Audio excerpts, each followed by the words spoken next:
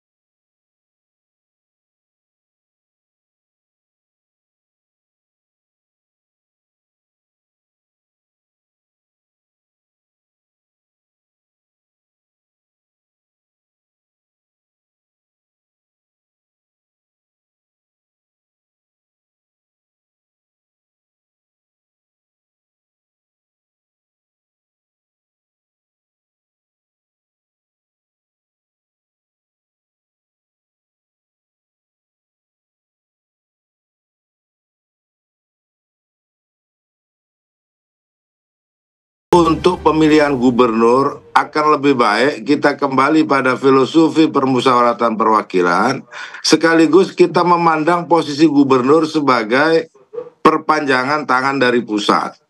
Karena di dalam undang-undang pemerintahan itu, otonomi daerah itu ada di tingkat 2. Jadi biarlah masyarakat memilih calon pemimpinnya sesuai dengan daerah otonominya. Kabupaten kota, mereka dipilih secara langsung. Yang kedua, secara teknis, kami ini mengalami sendiri ketika calon gubernurnya diusung oleh partai, katakanlah PKB, tapi bupati dan wali kotanya berbeda-beda partai. Yang kemudian itu tidak akan matching juga. Tidak mungkin semua pengurus PKB akan memilih calon gubernur A, karena memang di tingkat 2-nya berbeda pilihannya. Nah, ini juga menjadi kerumitan. Yang ketiga, soal efektivitas anggaran. Jadi, bagi kami sebagai evaluasi terhadap rendahnya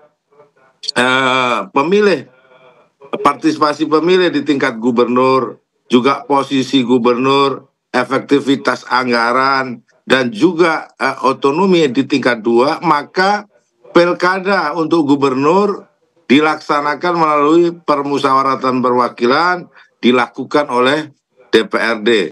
Yang pertama soal efisiensi. Ya. Pemilihan di DPRD lebih efisien, ya, karena dia dipilih oleh DPRD, uang yang dikeluarkan tidak banyak. Ya. Yang paling penting saya kira soal partisipasi. Kalau kita mau dipilih oleh DPRD, kita kehilangan partisipasi, ya. Esensi pemilu atau pilkada itu kan juga partisipasi.